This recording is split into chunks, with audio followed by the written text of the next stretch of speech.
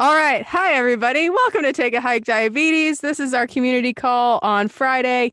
We are talking about adventuring safely and exploring responsibly. And it has been a great week at Hiking My Feelings and for the Take a Hike Diabetes campaign. A quick update.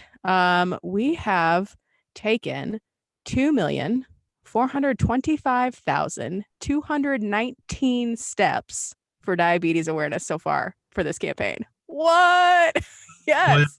So that's insane. So our goal is 1,000,000 miles, and I want to be clear, just so everybody knows, like if we get 1,000,000 miles in November, then that's insane. But this is a year-long campaign. November is the kickoff, so we're not necessarily trying to reach 1,000,000 miles in November. If we don't reach 1,000,000 miles in November, nobody's failed. Everything's fine.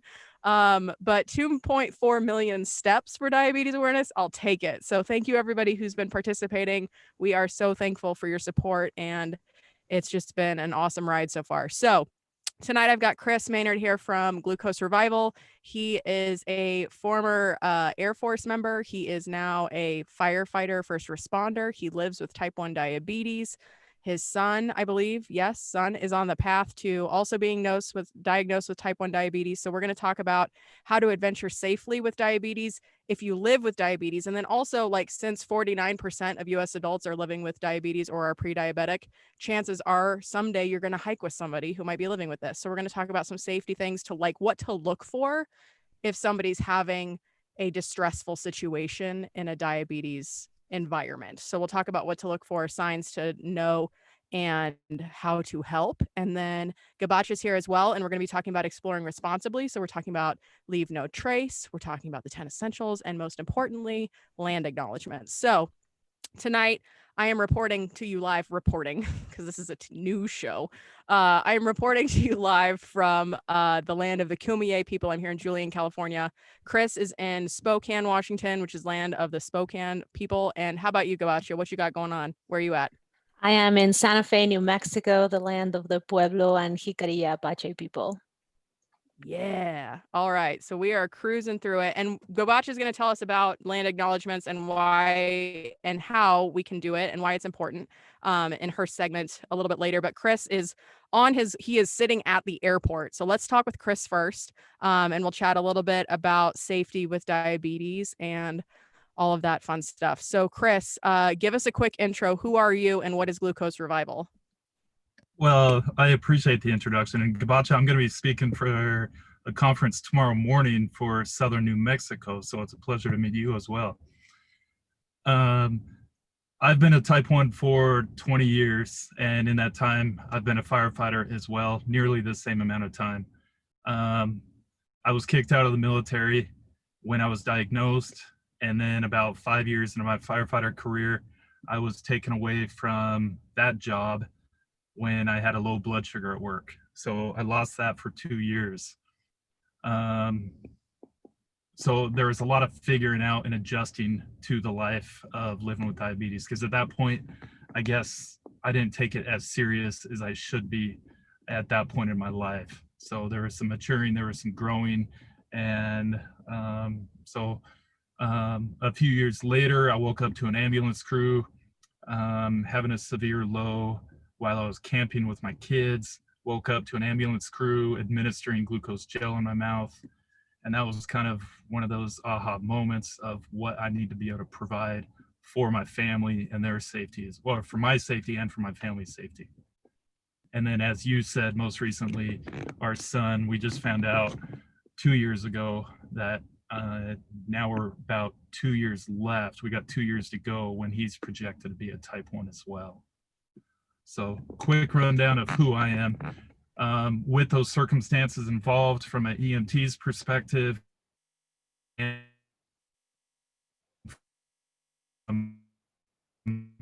my own medical alert necklace that contains what EMTs use for low blood sugars, so that that time camping with my family, they could have had, I wouldn't have had to wait 30 minutes for an ambulance crew to arrive.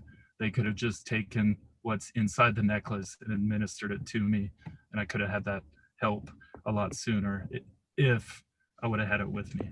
So that's a quick gist of it.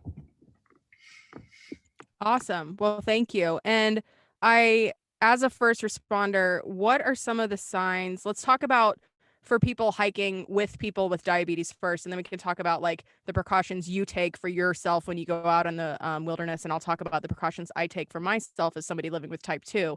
But for folks that aren't familiar with the symptoms of a low blood sugar episode or other diabetes related complications that may happen when we're out in the wilderness, what are some of the signs that people should be looking for and how can they help? Most commonly, it's synonymous or related to being drunk.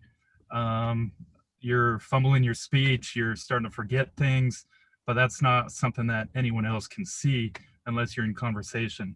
It just might be a deep, heavy sweat that's coming on.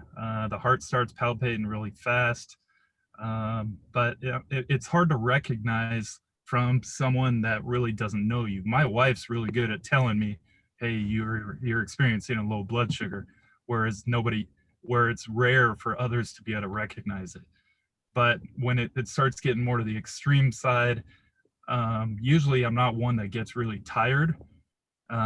So that's a good indicator for me and for others that whether it's I'm just feeling like I need to go lay down, go to sleep, or whether it's just I'm getting slower on the trails. Yeah. So for me, I had my first and thankfully only so far hypoglycemic episode at a concert. And so it was February last year, so 2019. And the first thing to go was my vision. And it looked like a kaleidoscope through my eyes. And I told my husband, like, we were at a concert and I was like, I think I'm tripping. And he was like, you haven't taken any drugs, so you're definitely not. Um, okay. And then I couldn't like talk. And the last thing I remember saying before I lost all motor function was I'm diabetic. And so my husband was like, she's got diabetes, like, and he caught me, and our friend Tim caught me as well before I hit the ground. So thankfully I didn't like fall down and hit my head. But I was like a sack of potatoes. Like I had no motor function whatsoever. I couldn't talk, I couldn't see, I could hear. And the only thing that I was really worried about as they were like dragging me out, because my feet were like dragging on the floor and they were kind of pulling me out. The only thing that I could hear was the bouncer telling them to get me out of here because he thought I was drunk. And so my husband, Barry, was like, she's diabetic. We need to get her attention. And fortunately, there was a medic tent outside of the venue and they were able to give me glucose like on site. But the thing I just remember, the thing I was worried about was like my shirt was pulling up as they were dragging me out. And I was like, I don't want anyone to see my tummy. Like, that's what I was worried about as I'm like on the brink of diabetic coma and death on the way out of this venue. I was like, I just don't want someone to see my stomach. That's cute. But it was one of the scariest things I've ever been through. And I think it's important for people listening and watching back on this talk that type 2 diabetics can also experience low blood sugar episodes, because I didn't realize that I could, because I was managing for high blood sugar. So I had adjusted my nutrition plan. At that point, I wasn't on medication anymore, but I was eating what I thought I needed to eat to keep my numbers within a safe range. And I was hiking as much as humanly possible. So I didn't think it was possible for me to go low. So it was really surprising when I did, because I didn't know what was happening. Like I thought maybe somebody spiked my water, because like I wasn't drinking beer. I wasn't drinking anything. I wasn't on drugs. I was just like, what is happening? And it was really, really scary. So for anybody listening, if you have type 2 diabetes, that is something to be aware of. And if you're adventuring with people with diabetes, let's talk a little bit about your trip and how you prepared for your big hike. You did Mount St. Helens, is that right? Correct. Yeah. Yeah. Well, I didn't get to do much preparation for that, only because I tore my MCL not much earlier. So a lot of it was learning on that mountain, because I haven't gone to that extreme before. But so I took everything with me, or pretty much everything with me that I backpack. I had two bladders. One of it was filled with water. The other was filled with Welch's fruit juice, just a ton of carbs. So I got 3 liters of fruit juice in there to be able to help on that respect.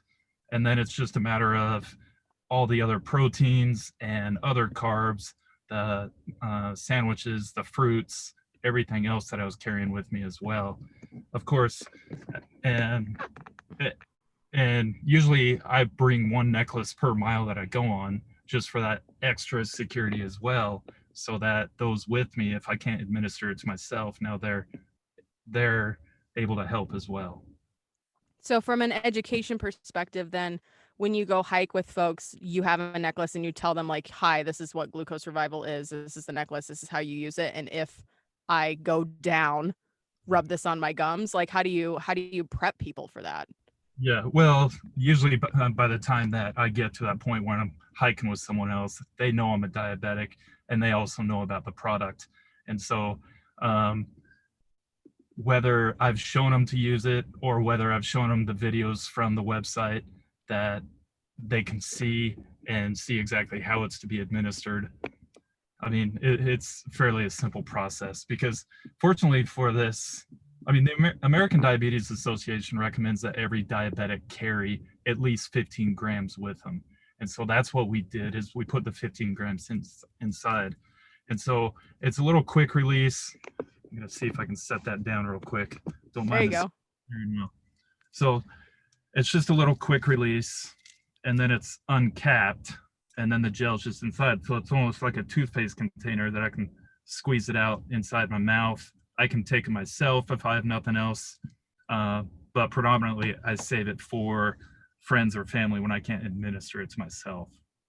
Very cool. So I really appreciate your packing list. So you take, and living with type 1 diabetes, you have to bring your insulin, you have to bring all that stuff that comes with that. And then in addition to that, a whole liter full of fruit juice just sounds like fun. I mean, like you don't want to ever have to use that, but when you were saying that that's what you bring, I was like, that's just brilliant. And it's so easy to carry that in that way. So awesome. So for me, when I go out, I am now like air quotes, my diabetes been reversed. So I manage strictly through my nutrition plan movement and managing my stress. I'm not on medications. I've never been on insulin.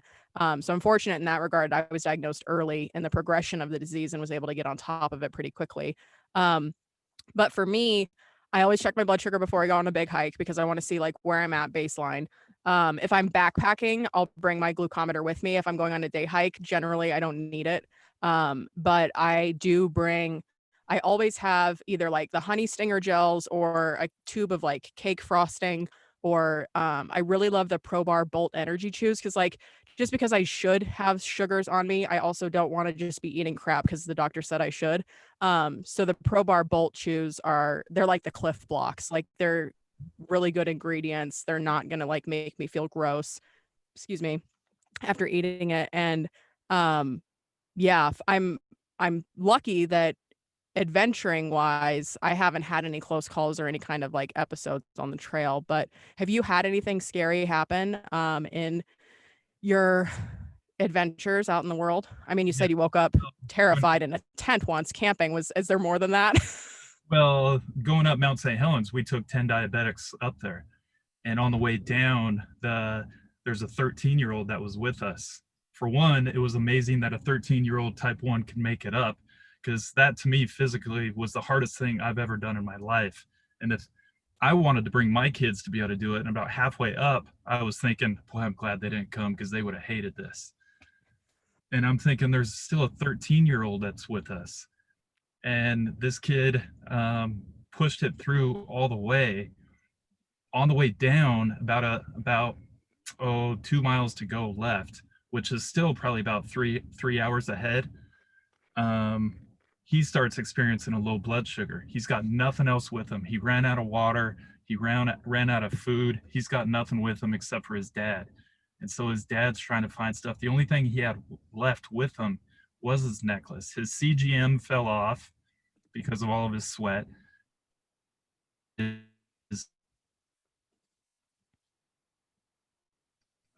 insulin pump came off was the necklace. And so he had one test strip from his glucometer, tested him, he was at 52. Whoa. With that necklace being the only thing that he had left. And the unbelievable thing with that story is up on that mountain, we had cell reception. At the bottom of the mountain, it was almost out. It was non-existent down there. And so we got a message from him saying he's experiencing a low blood sugar. I'm worried for him. And so someone else called an ambulance crew to come in just in case. And it was fun watching him kind of walk across that finish line, because as he said, he didn't need them, but to see him walking on his own two legs, walking past that finish line was just absolutely unbelievable. 13 years old. Wow. With like a whole deck of cards stacked against him. He's like, I got this. It's fine. That's great. Well, I'm glad that it hasn't been anything too terrifying. And do you mind telling us a little bit about the experience that you had where you woke up and like people were putting glucose in your mouth? That sounds terrifying. Well, it's funny because, I mean, I remember that night real vividly. Camping with my kids, I didn't bring backup supplies, and my pump got ripped out. And we sitting around the fire, and we cooked some chili. It's our favorite chili, and I'm just thinking I can't eat because it's going to skyrocket my blood sugar. I got nothing else. Well, so I found a way to take some insulin out of my pump and inject it in me, but I had no idea how much was going in, all because I wanted to eat some of that chili. And so that's what I did, is I got myself some insulin, and then just went to bed later on that night, and woke up to an ambulance crew just rubbing it in. And that's my first time waking up to an ambulance crew. Unbeknownst to me, that I got some stranger putting their fingers in my mouth, rubbing it on my gums. I think this is actually unbelievable. Because Yeah. it's stuff that I've done as an EMT. I've never had it done to me. And then waking up to a stranger thinking that your kids are the only ones around, and now I got lights flashing outside and I got someone else's fingers in my mouth. This is unbelievable. So Yeah. What did your family like, what led up to, like, what was the experience like for them? Like, what did they see you experiencing that led them to call the ambulance, that led to a stranger's fingers being in your mouth, rubbing glucose on your gums? I was convulsing. Ooh. I wasn't waking up. I mean, they tried to wake me up for some time. They tried to tried to wake me up to give me some juice, but they can't pour juice in my mouth. So that's what led them to calling 911. And being where we were, it's just we were out in the middle of nowhere, and that's why it took 30 minutes for someone Yeah. to. Wow. Whew. That's a lot. So one of the things that I really appreciated about our early conversations when we were first talking about how we can like partner together on Take a Hike Diabetes was your desire to unite the diabetes community between pre-diabetic, type 1 and type 2. Let's talk a little bit about what's going on in the community. Like, what is happening between type 1 and type 2 that we can work to unify? Because it sounds like I've heard in just my in my recounting of my experiences as a type 2 diabetic, especially on the internet, there are a lot of people with opinions where they're like, yeah, well, type 1 has it worse, so maybe you should stop complaining. And for sure, there's definitely an entirely different set of considerations for type 1, given that it's autoimmune and there is no cure. But let's talk a little bit about some of the cool stuff that you've seen in the community, because I know you've helped a lot of really awesome athletes in particular with type 1. And then let's talk about how we can unify this community. I look at it from the type 1 side almost as a sad state. And I see a lot of it come from probably mostly parents of type 1s, because it's their baby. And so I get schooled by the parents on, you have no idea what a type 1 is. Why would you try to,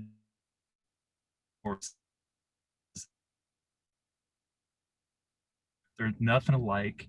And I guess cancer patients say, well, I wish I had this kind of cancer rather than this kind of cancer.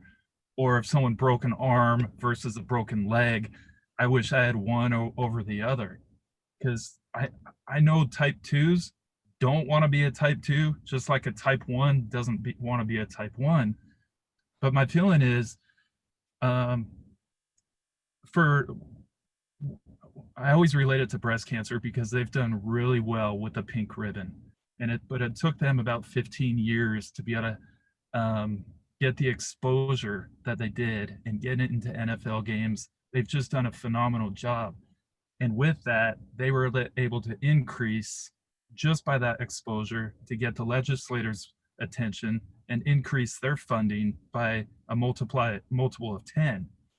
And so what I wish is that the type 1s would stop the bickering about we have it worse than type 2s and join forces, because 90% of diabetics are type 2, is join forces so that so now that we have a team of 30 million rather than 2 million, so that we can make notice to the legislator and our country, because it helps all of us.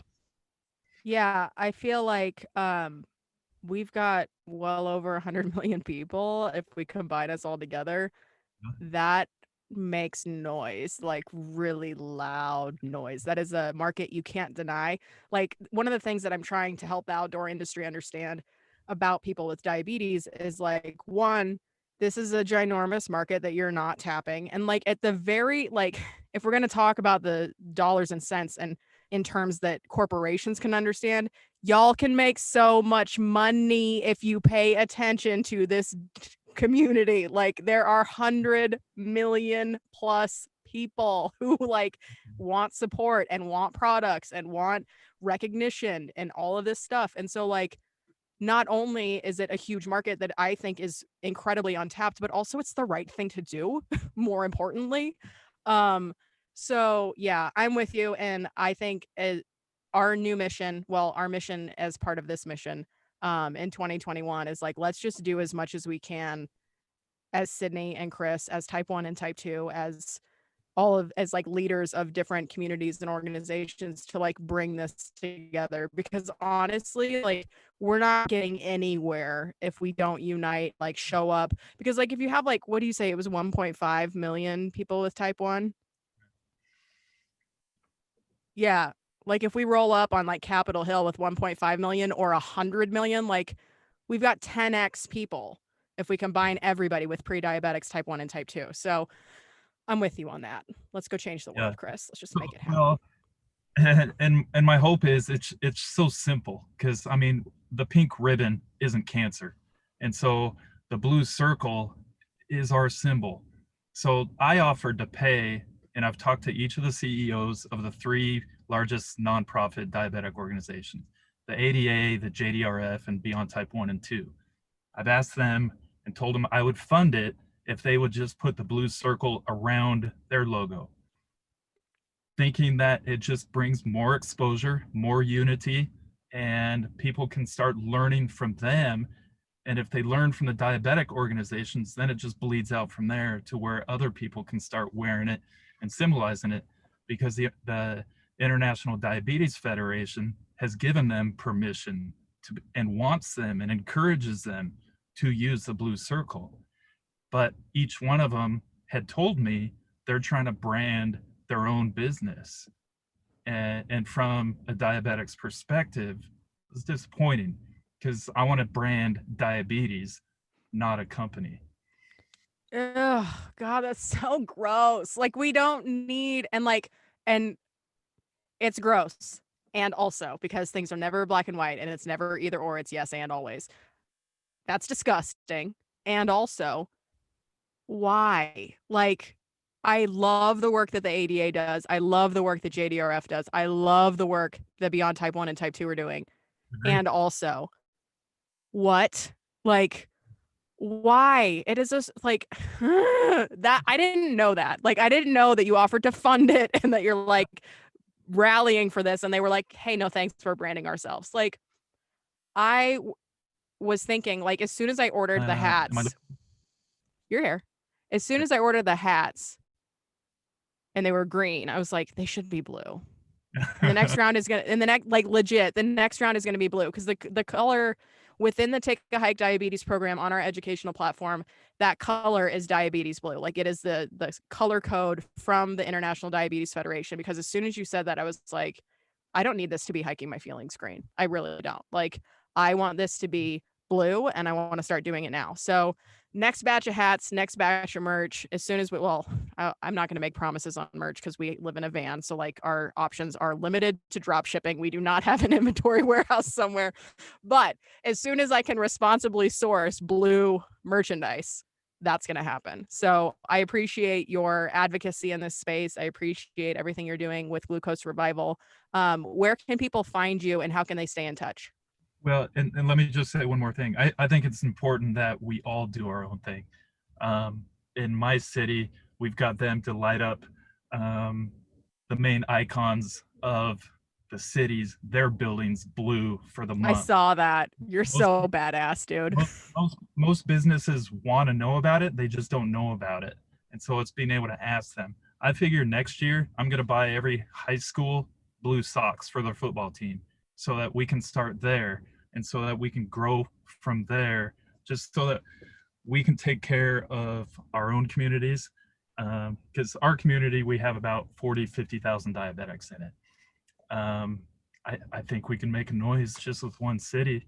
And if we can get it to other cities, Southern New Mexico, who I'm speaking with tomorrow, they got buildings around their city that's lighting up blue. And I just love it. I guess the seeds going out.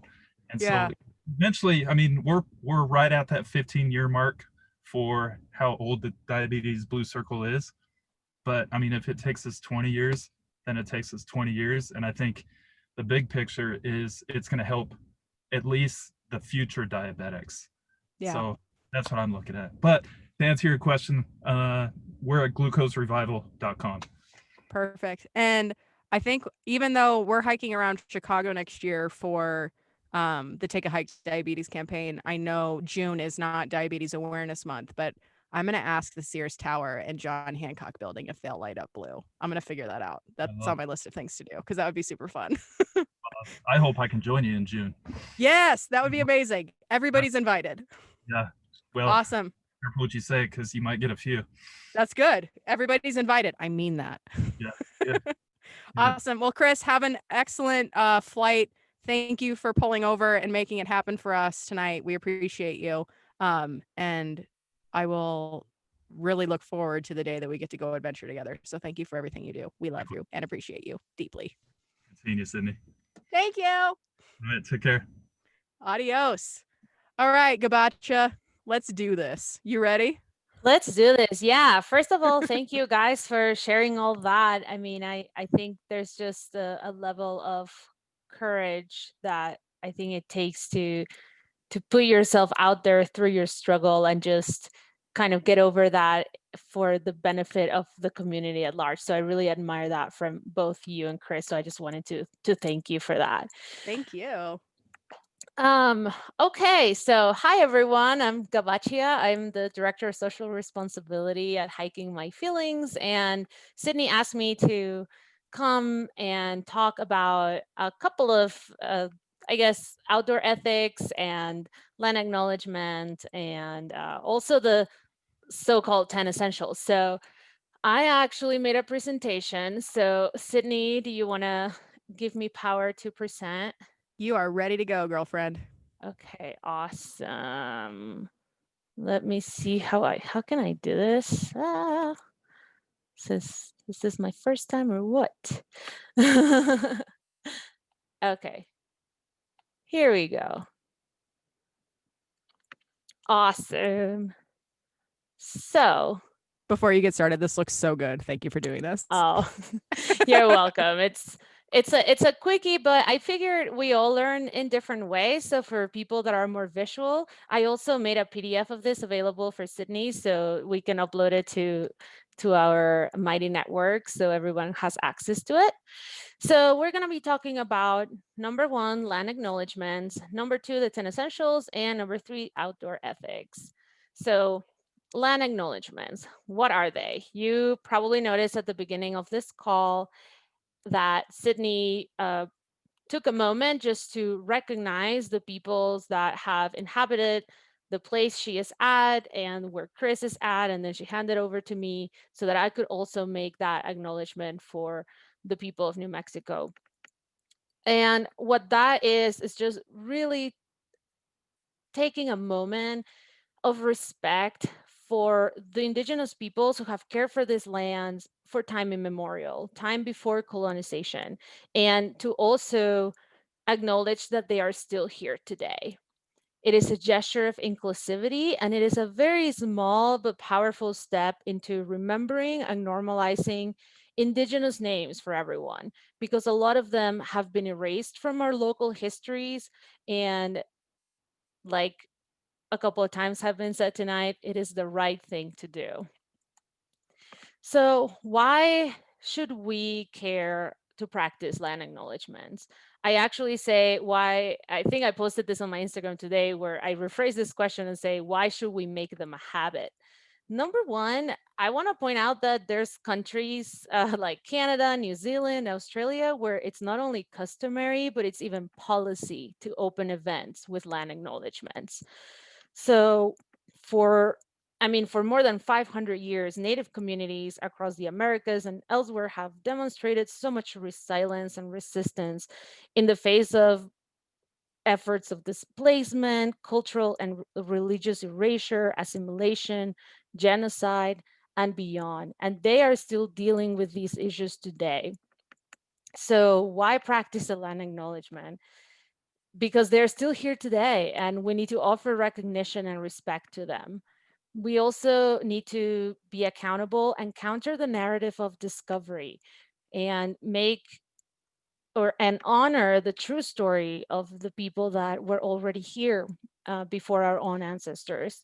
Also to recognize that there's systemic and institutional power that have oppressed them, which I just spoke about.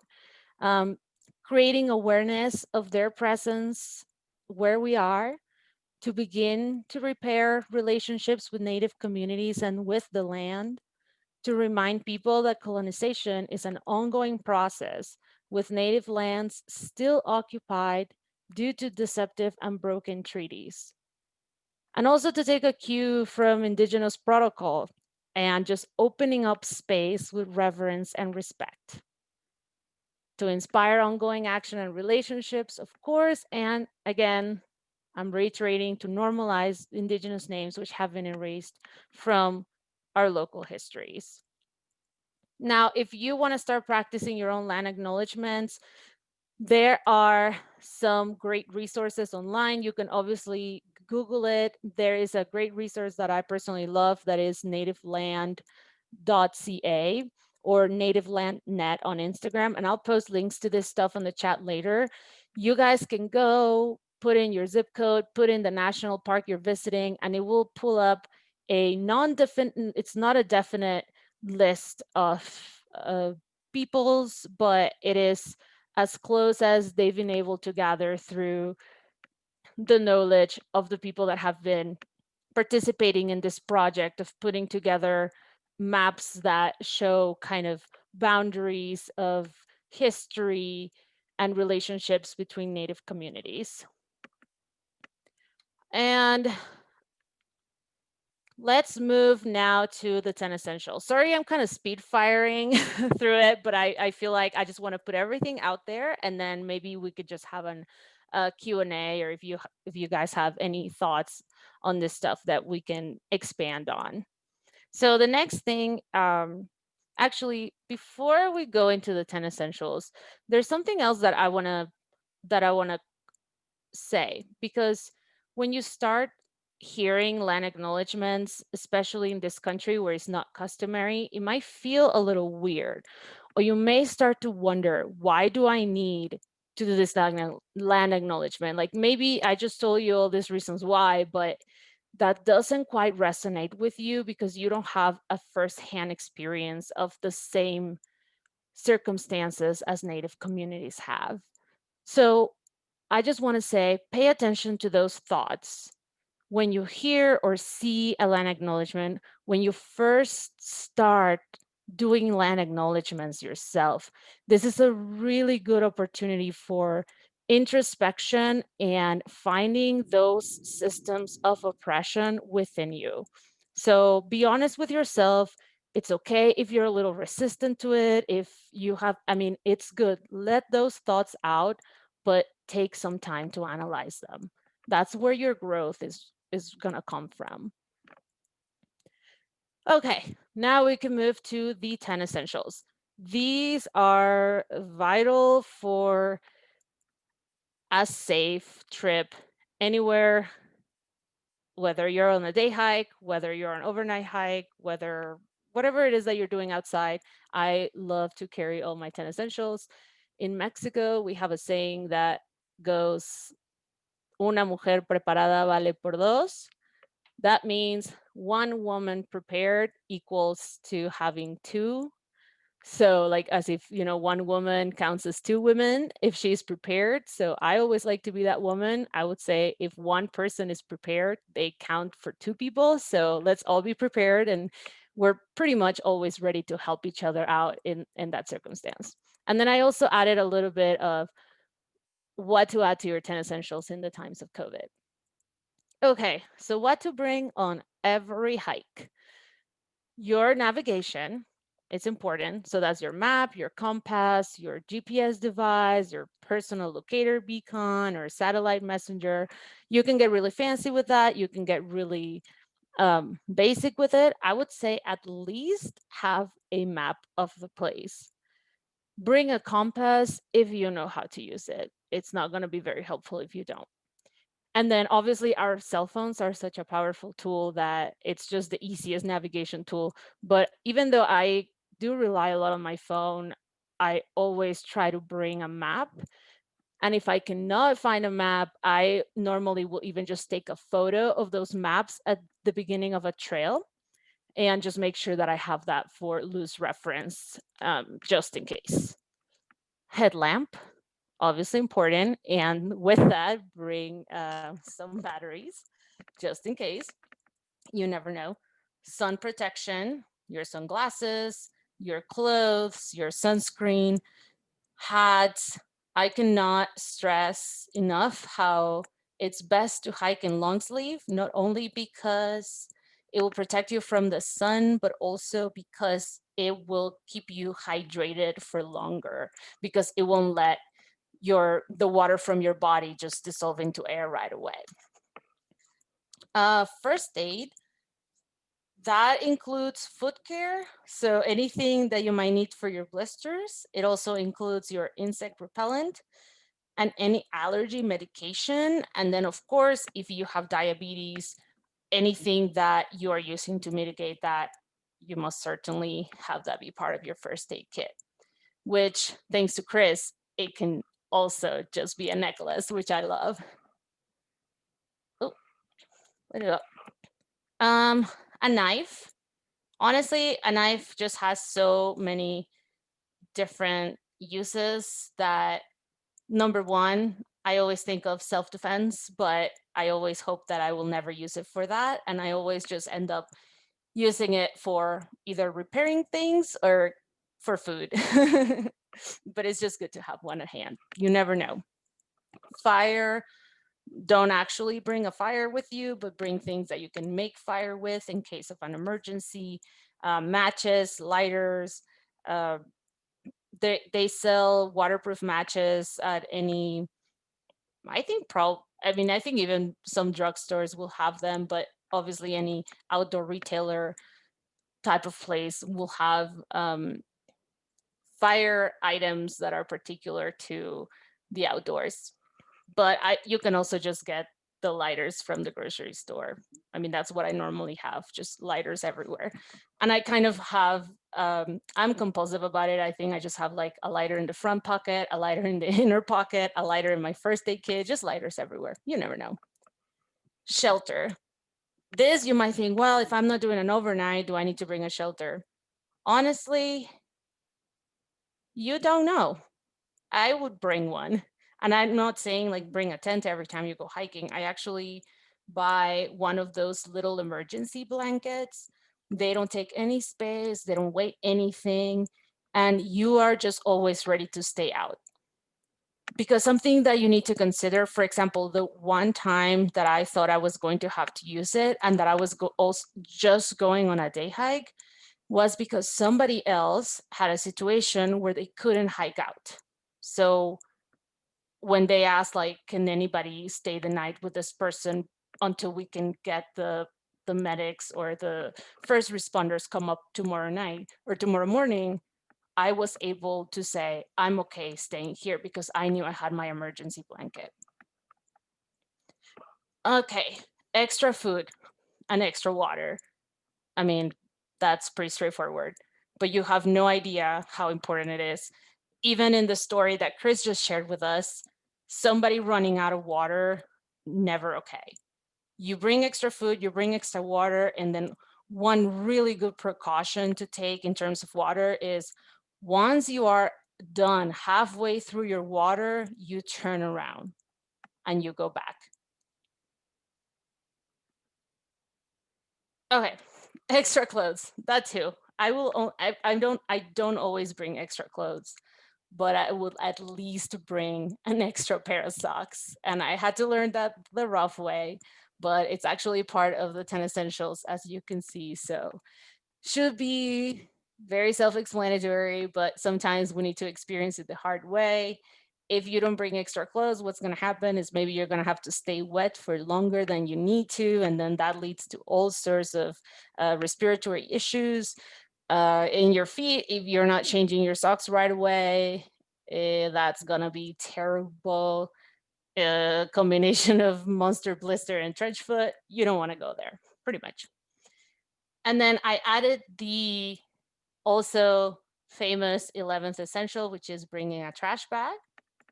And I called these the 10 essentials, and then I put the 11th essential because I also wanted to, I guess, just share that little bit of outdoor slang that you'll hear people talking about, the 10 essentials or the 11th essential. So this, I guess, has been added into our cultural psyche in the last couple of years, bringing a trash bag so you can pack it, not only for your own trash, but it's mostly to pack out other trash that you're most likely going to find when you're out there.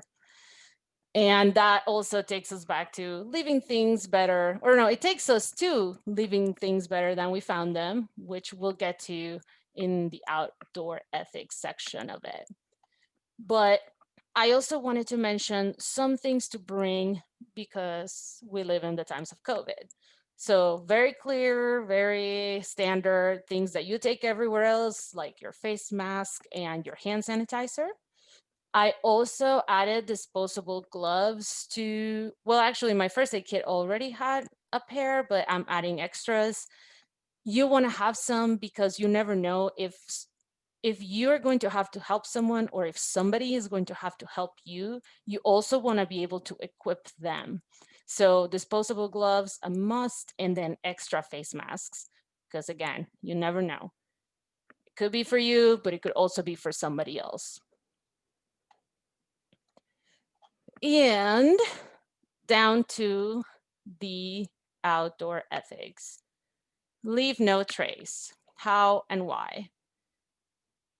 Leave no trace, it's kind of a, what can we say, the umbrella term that most outdoor recreationists and conservationists will use to refer to our outdoor ethics. But also the Leave No Trace Center is an organization that is dedicated to doing research and to partner up with our land management agencies to come up with innovative ideas and education and skill building techniques to help us care for the outdoors and to help us minimize our impacts when we're out there. So they really focus on educating people, and they really think that it's better to do prevention than to be having to restrict access to places because of overuse, or to have to come up with very expensive restoration projects because we didn't take care of our outdoor spaces. Okay. And so they've come up with 7 principles that kind of guide how we behave when we are outside. Number 1 is planning ahead and preparing.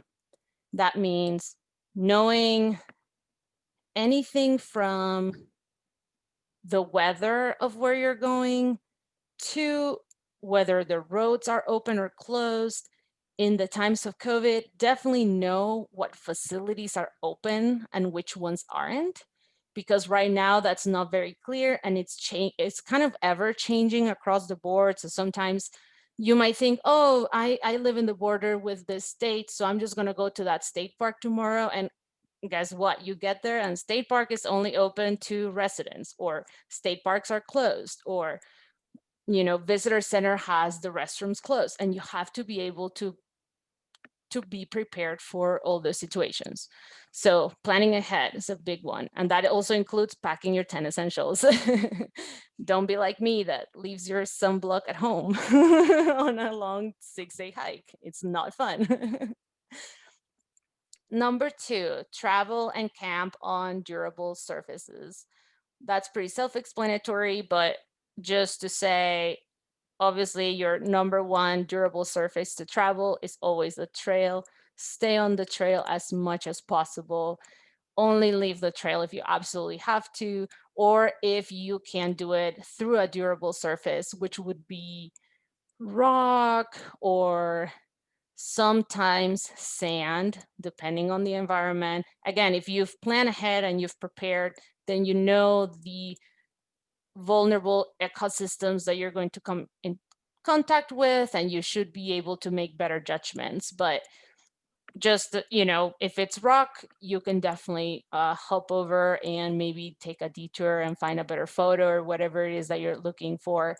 But if it's vegetation, that can be super fragile, and it can take decades to recover just from a couple of tramples. So absolutely trying to avoid vegetation. And sometimes there are certain kinds of soils that are also very precious and that take hundreds of years to create this special bacteria to protect microenvironments that we cannot even imagine in our heads. So it's just good to know which environment you're going and sticking to the trail as much as possible. And when you're camping as well, if you see that there's a pre-established camping spot, you'll see it because it's super flat, it's super clean. You can tell that there's been tents there.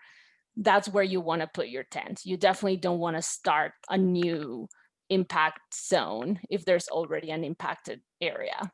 So those are things to consider.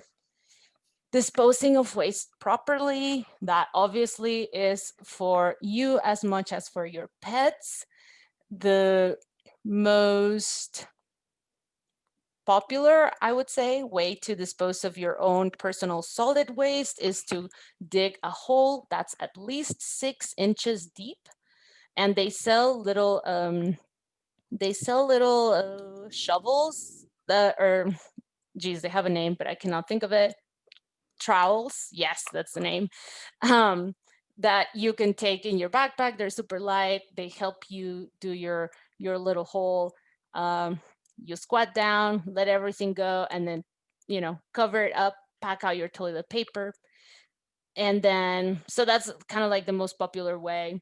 I would say before you get to the point where you need to actually make a cat hole to use it, make sure you just try making a cat hole, like just for fun, like see what it's like, because every soil is different, every terrain is different, and you have to be able to manage the time that you need to create that hole and the time that you need to dispose of your waste. So that's just a tip from me.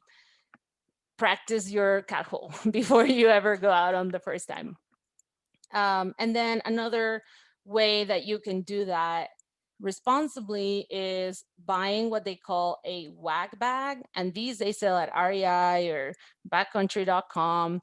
We're not sponsored by either of these, so take your pick. Just Google wag bag and see where you can buy one of those. And for a wag bag, you basically dispose into the bag and then close it and then dispose of it once you are away from the wilderness. There are areas that require you to take all your personal waste out, including your human waste. So part of planning ahead and preparing, you would know that you need to bring a wag bag to a certain hike if it's required. Number 4, leave what you find. Not only because it's actually illegal in all national parks to take any resource, even a little pebble or a little rock or a little flower that you thought you could pick from the ground, it's actually illegal from federally protected lands, but also because if you see something that's beautiful, that strikes you, if you leave it there, then the next person can have that experience too. And if you take it, then no one else can have it. And so that's not kind of nice. So that's, again, like back to more the moral principle aspect of our relationship with each other, but also with the land. Everything is in such delicate balance that even when we say, oh, rocks are a durable surface and you can hop on rocks and get somewhere else, if you were to move those rocks, you are disturbing the ecosystem. So leave things how you find them, where you find them. That's just beautiful practice, not just for the environment, but for each other. 5, minimizing campfire impacts. Being careful with fire for sure for yourself. As we know, the rates of most of the wildfires are caused by humans. So that tells us that we are not to be trusted with fire, and therefore there's 2 things, right? We either really learn how to manage fire or we just don't mess with it. In my household, me and my partner have a rule where we really don't make a fire unless we absolutely have to. And the truth is, I don't think we've made a campfire, like an actual campfire, in like 2 years, just because we haven't had to. So obviously it's a privilege, it's a pleasure, it's a luxury, and you can have one, you can safely have one. Make sure that if you do, try to have local wood so that you're not bringing other agents into the ecosystem, and make sure that, again, the regulations. There are some states like California that you need to have certain certifications. Those are easy to get. You can go online, do a test. They give you a little paper that says that you know how to manage campfires, and just do it as responsibly as possible. Number 6, respecting wildlife. That is obviously including not getting too close to them, not throwing rocks at them so they look into your camera viewer, no feeding them. That's a really big no-no.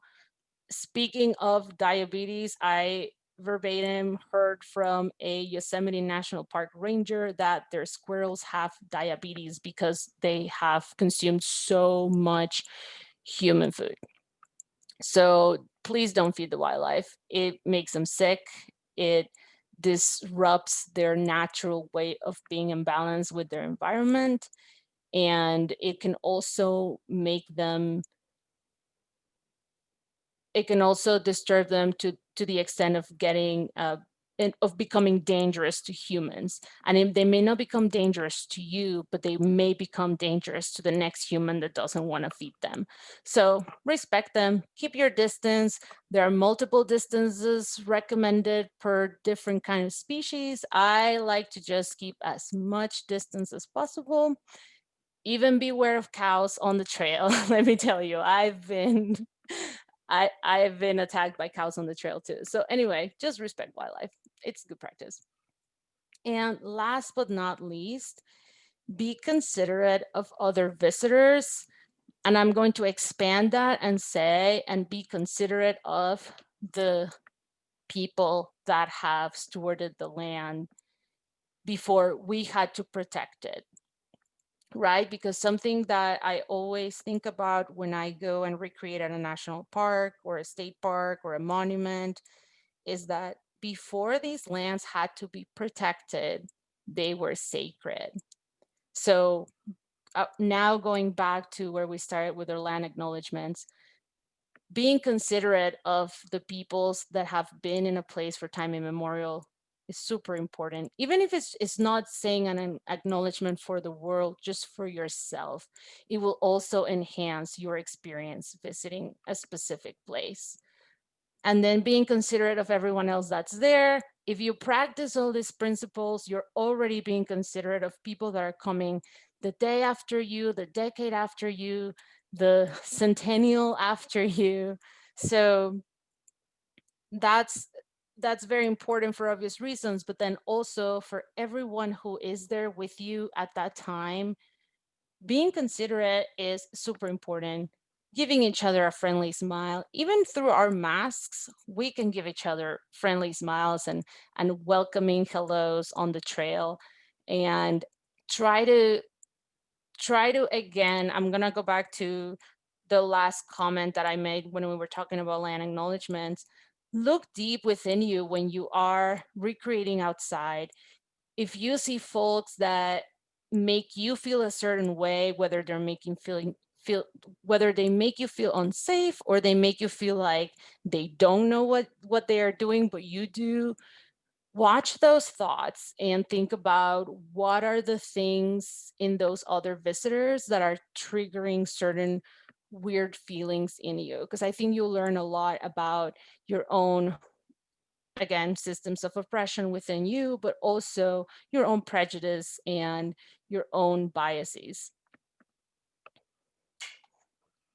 Extras, just the quickies. Know yourself. Going out there, you never want to be using the 100% of your capacity. I would say go at 50%, and then you always have another 50% to rescue yourself. And I learned this from my motorcycle training. I thought it was genius. I'm like, yep, that's great. Why would you ever want to be always performing at your top? Because then you don't have anywhere else to go. So know yourself. And then piggy bank on that is challenging your limits in a gradual and safe way. So if you know yourself, you will know what that gradual challenge is, but don't try to go from beginner level, bouldering at the gym to doing El Cap overnight. That's probably not smart. Then learn on and off the trail. So while getting outside gives you tons of information, the more that you can study or watch shows that are instructional, or there's plenty of shows that are entertaining that have tons of great information that will inform your experience when you're on the trail, and will also make it safer, and it will just also make it more well-rounded. So if you got thoughts, questions, or stories to share in relation to any or all of these things, please share. You can email me at gabaccia@hikingmyfeelings.org, and I'll be super happy to have all these conversations with you all. Last but not least, I just put a couple of resources here so that you can go ahead and continue to learn all your off-trail preparations. Whew, that was a mouthful, you guys. Thanks for bearing with me. Crushed it. All right, everybody put on your cameras if you got questions. Now we're done. We're done with presenting. We're done with all the all the official business. So let's say hi and see everybody. Actually, let me send you all one thing just because I'm really excited about it. Recently, I had the great opportunity to consult and translate for Leave No Trace Center, and we just came up with some Leave No Trace basics that are live on the website, and I just put the link on the chat so you can go check those out. They are kind of like it's not even a summary of the 7 principles. It's mostly the 4 most needed areas of help in outdoor recreation that we are facing right now as the increase of traffic into our natural spaces due to COVID. So I just dropped that link on the chat for you guys, and check it out. English and Spanish available. Yeah. Oh my gosh. So a couple things that I was thinking of, like for starter discussion points, on the, do you need to bring a shelter? So like you said, you don't need to like carry a tent, but one of the things that is really helpful about that 11th essential, bringing a trash bag, if it's one of the big trash bags, like don't unravel it True. until you need it. True. And you can use that as a shelter. So when I did a survival course at Becoming an Outdoors Woman in Montana last year, that was one of the things that they gave us was a big orange trash bag. One, it's good for shelter. Two, it's good for picking up trash. And three, it's good for signaling. If you get lost and search and rescue's trying to find you, then if you have a big orange trash bag, that's something that will stick out amongst like all the natural colors. And on that note too, so royal blue apparently is the color that you can see for the furthest distance. So if you're Ooh. looking for, if you're like upgrading your gear or anything like that and royal blue is an option, that's a really good point for visibility. That's great. That's a great point. I love the idea of a trash bag. Like if you always have it, you're kind of always ready.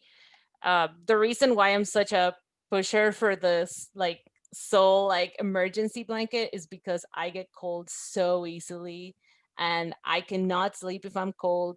And I've actually used my emergency blanket inside my tent because the temperature randomly drops so drastically that my setup with my liner and my sleeping bag wasn't enough anymore. So hopping in the emergency blanket in the middle of the night has like saved me in that level as well. Yeah, and those pack up really small too. Like you can get them and they're like this There's big. yeah, they're like Itty my bitty. fist. They're very small. Yeah. Yeah. That's really cool. Awesome. Does anybody have any questions? Because I know that was a lot of great information. Any questions, any experiences that you want to share? Anything like that? I have a question. Hit it, Alexis. Hi, good to see y'all. It's like 2-3 days in the world. Like, I don't know how Been many like days I've seen you this week, but 3 I'm days upset. this Yeah, it's been week. 3. I'm obsessed with this. Let's keep it going. Loving it. On the gear side, so the knife essential. Just curious to know what you guys have and what's been useful. I don't have one. So maybe I'll consider getting something. So mine is right now mine is attached to my fishing fanny pack, so it's in my truck.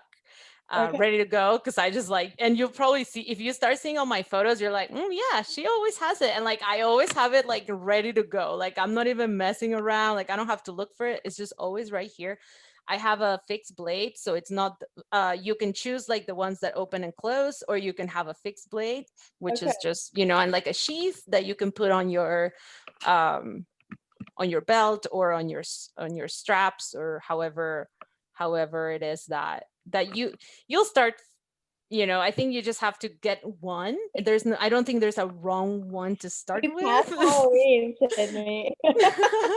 She's giving you all the Friday the Although it 13th. is Friday. Yeah. Friday the 13th. I'm showing you my knife. Friday the 13th. So this is the one so Gabaccia has a fixed blade. This is a fixed blade too. So this is a Sog Seal Pup, and it's got a little bit of a serrated edge. It's got a really, really sharp edge. And then the point is excellent for puncturing blisters. So I carry sanitizer with me all the time. So I would just like sanitize the tip of this, sanitize my toe, and then use this to puncture the blister and let it drain. You can also do that, like grab a safety pin and like make it like take your lighter to the end of it to get it cleaned up. But that's just another helpful tip. But yeah, so this has a strap on the back. So Barry just has this mounted like on his chest or on his like hip belt, Yeah. depending on what makes sense for which backpack he's got on. Cool. Thank you. Yeah. And then the ones that like fold, like the ones that fold in, those normally already have a clip, so you can clip those very easily in places. I've actually lost those knives before, so that's why I just have the fixed blade now, but it works for other, like my boyfriend has one of those and he just has it all the time. And there's also a thing called a multi-tool or a skeletool, which can be Michelle said it looks like a Rambo knife. She's right. So multi-tools and skeletools, they are lighter weight and pack up smaller. And it depends on which one you get, but that can also include like tweezers, a screwdriver, scissors. Like it's like a Swiss Army knife, but with a better knife than a Swiss Army knife, from what I gather. That's on my list of things I want to get for my pack just to have. And so most of those usually have like some kind of like fire starter kind of like thing as well. So that The can be helpful multi-tools too. are great. I always, so that the one that I normally have in my like in my 10 essentials pack, which has like 20 essentials, more like it, but I always have a Swiss Army knife. But I have that multi-tool is on my list. I definitely want to expand because I like the Swiss Army knife because it's so small and it has a couple of different things. You can even open wine with it. Which is important on the trail. Which is important on the trail. You never know when you're gonna find a bottle of wine. And then so something else I was thinking about, what was it? So I love the part about land acknowledgements was super informative. Thank you, Gabaccia. And the part about it being customary, if not policy, if not like borderline law to do a land acknowledgement in other countries, I think is spectacular. And I know that's one of the things that we've been improving here at Hiking My Feelings, especially on Instagram. We've gotten really consistent with acknowledging the land from the pictures that we share when we know it. Because like if we're using like user generated photos or photos from sponsors, like I don't know where that tent was in that forest from UST, but I know where I was on the picture ahead of it. So yeah, I think that's really cool. And then just doing the land acknowledgements before we start doing meetings, that's something that it's on my checklist of things to do. So I just love it so much. And it's really like when you were talking about how it deepens your practice and your like understanding and your connection with nature, I couldn't agree more. And the first place where I really felt that was in Yosemite. So if you haven't been to Yosemite National Park, they have a really great exhibit.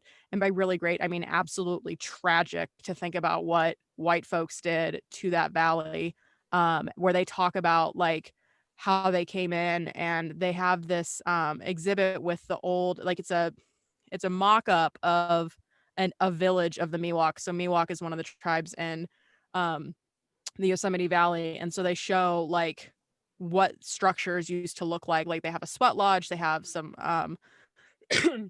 some like commerce type stuff. And then they have these exhibits where you can like listen to stories. And there's like this audio of a young Indian girl or young Native girl who's talking about how like the white man came in and offered her a yellow dress and like brought her these fabrics and textiles and all this stuff like to appease them. And then they talk about, and like the thing that makes me like, it's beautiful that they honor that history there and the way that they do, and at all that's shown. But the thing that makes me really upset is they talk about how the colonists or the colonial folks raised the village. If you don't know what raised means, you're like, oh, cool. Sounds great. Like, what a fun thing. Raised is burned down, like all the way down to the ground. Like they just murdered everybody and burned everything down and then took over. So I think as part of my experience in Yosemite, like I went through, I did a hike. It was gorgeous. I was like, oh my God, like I've never cried in nature before. I cried when I saw El Cap the first time. And then I cried at the top of Eagle Peak because it hurt my legs so much to get up there.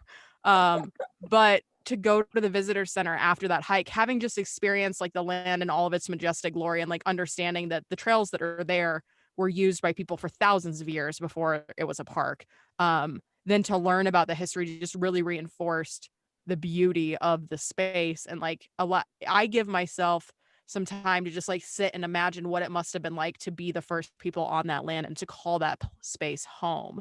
And that's a really beautiful way to like deepen your connection with the land and respect the people that have stewarded it for so long. So I really just, that's a long way of saying thank you, Gabaccia, because that section of the presentation was lovely. Oh, you're welcome.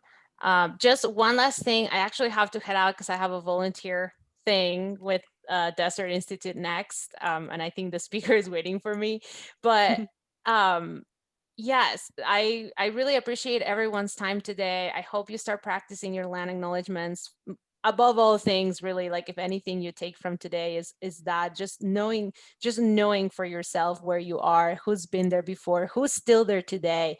That's a good first step. But don't stop there. There's more to do. There's action, there's relationship, there are the local native organizations that you can support, and use your exploration of the lands through history to then propel yourself to become more involved and figure out ways in which you can relate and empower those communities today. Absolutely. Couldn't have said it better myself. Thank you, Love you Gabaccia. And guys. thank you, everybody. Thank you. I appreciate you spending your Friday night with us. And next up, tomorrow we're going to go hiking. If you haven't already, snag one of these. They're awesome. This is our trail journal where you can write things. These are all the questions that I ask myself when I'm on the trail. This is dot grid paper, so you don't go crazy, because lines are scary and blank pages are too. And then on the back, it's a little love note where it's like, hey, feeling your feelings is cool. Don't worry about it. Love, Sydney. XOXO. So, yeah, how you guys been? This was a big week for Hiking My Feelings. We had a lot of great gatherings. How's everybody feeling? How you guys doing? I am Good. tired.